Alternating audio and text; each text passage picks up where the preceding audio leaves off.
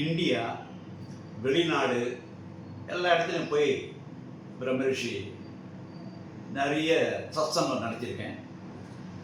அதில் question answer session வைப்போம், கேள்வி பதில்.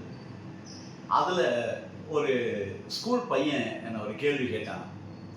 ரொம்ப அழகான கேள்வி கேட்டான். அது நிறைய பேருக்கு இருக்கும். ஏன்னா இந்த கலியுகத்தில் மெட்டீரியல் திங்ஸு, உலகாய விஷயங்களில் தான் ஆசை அதிகமாக இருக்கிறதுனால இந்த பையன் என்ன கேட்டான்னா, சுவாமிஜி, நான் சின்ன பையனாக இருக்கேன், எனக்கு சத்யசாய் பாபா மேலே ரொம்ப ஆசை.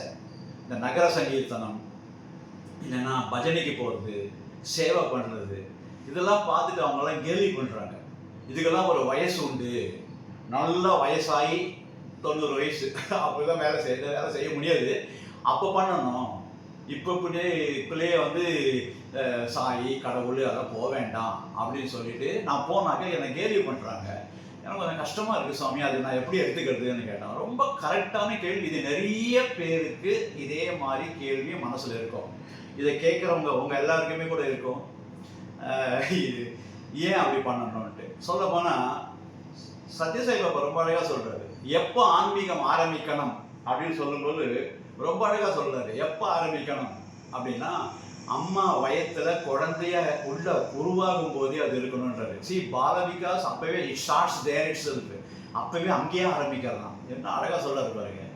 அப்படி சொல்லும்போது சொல்றாரு, நீயா இரு, மற்றவன் சொல்றதை கேட்கணும்னு அவசியம் கிடையவே கிடையாது.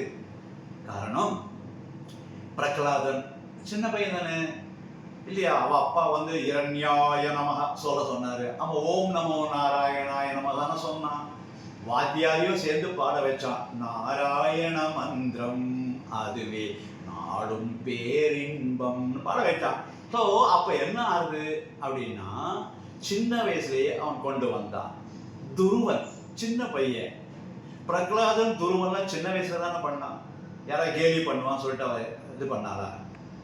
பயப்படவே கூடாது. நம்ம செய்யறது ரைட்டு, நம்ம மனசுக்கு எது கரெக்டுன்னு பண்ணுறதோ அது ஜம்முன்னு செய்யலாம். அது ஒரு நல்ல காரியத்துக்கு இப்படி தான். யாரை பற்றி கவலைப்பட வேண்டாம், யார்கிட்டையும் பர்மிஷன் கேட்க வேண்டாம், ஜம்முன்னு போகலாம். அதனால தான் நம்ம சத்யசாய் ஆர்கனைசேஷனில் கூட பால விகாஸ்க்கு நிறைய இம்பார்ட்டன்ஸ் கொடுக்கறதுக்கு காரணம் அதுதான். பால விகாஸில் கணக்க அந்த பையன் நல்லா படிச்சுட்டுனா பின்னாடி அது இந்த மத கலவரத்தெல்லாம் கலந்துக்காது. பிகாஸ் எல்லா மதமும் ஒன்று, காட் இஸ் ஒன், அது நமக்குள்ளதான் இருக்காரு, கடவுள் உள்ளே இருப்பவர் எல்லாம் அழகா புரிஞ்சுக்கிறா. அப்போ இதெல்லாம் பாலிடிக்ஸ். அது சுவாமி அழகா சொல்றாரு, அந்த பாலிடிக்ஸ் எப்படின்னா அது பொலைட் ட்ரிக்ஸ், அதான் பாலிடிக்ஸ். என்ன அழகா சொல்றாரு பாருங்க. அப்போ சின்ன குழந்தையிலேருந்து நம்ம ஆரம்பிக்கிறது நல்லது. இப்போ பெரியவங்க பண்ணலாம்னு ஆசைப்பட்டா கூட அவங்களால செய்ய முடியாது, இந்த உடம்பு கேட்காது சேவை பண்ணணும்னா. நகர சங்கீதம் போனா அப்படியே கஷ்டப்பட்டு வருவார். ஆனால் குழந்தைகளா இருந்தால் ஜம்முன்னு எந்தோசியஸுக்கு வர முடியும் இல்லையா? சின்ன குழந்தைங்க கணக்க அப்படி நல்லா வந்துடுச்சுனாக்க ரொம்ப நல்லா வந்துடுவா. நம்ம கரெக்டாக அதை யூஸ் பண்ணிக்க தெரியல. அதுதான் ஒருத்தர் பேசும்போது புட்டபர்த்தியில் சொன்னார், all the students are useless அப்படின்னு சொன்னார். பிரயோஜனமே இல்லை, சினிமாக்காரி பின்னாடி ஓடுதுங்க, இதெல்லாம் நமக்கு உதவாது நாட்டுக்கு அப்படின்லாம் சொன்னான். அதுக்கு சாமி சொன்னார், அவரை கூப்பிட்டுட்டு, they are not useless, they are used less, அவர் சரியாக பயன்படுத்திக்கவில்லைன்னு சொன்னார். என்ன அழகான வார்த்தை பார்த்தீங்களா? ஸோ நம்ம கரெக்டாக அந்த குழந்தைகளை சின்ன வயசுலேருந்தே கொண்டு வந்துட்டாக்க நல்லது. இப்போ ஒரு செடி கூட ஆரம்பத்தில் கோணலாம் மறைச்சதுன்னா அது ஸ்ட்ரைட்டாக வச்சுட்டு பட்டாக்க அழகாக வரும் இல்லையா? 5இல் விளையாதது 50இல் விளையாதுன்னு. பேம்பு இருக்கு, இந்த பேம்பு இருக்குல்ல, நேராக வரும். அது வரும்போது இப்படி சாஞ்சி இருக்கும், அது ஸ்ட்ரெயிட்டாக எடுத்து கட்டிட்டா ஜம்மு நேராக வரும். அதே மாதிரி நம்ம எக்ஸாம்பிளரியாக வரணும், நம்ம நாடு நன்னா இருக்கணும், அந்த உலகம் நன்னா இருக்கணும்னா சின்ன குழந்தைகள் ஒன்ன மாதிரி குழந்தைகள் தான் அது மாதிரி எல்லாம் ஆன்மீகத்தில் வரணும். ராமாயணம்னா என்னன்னு தெரியல.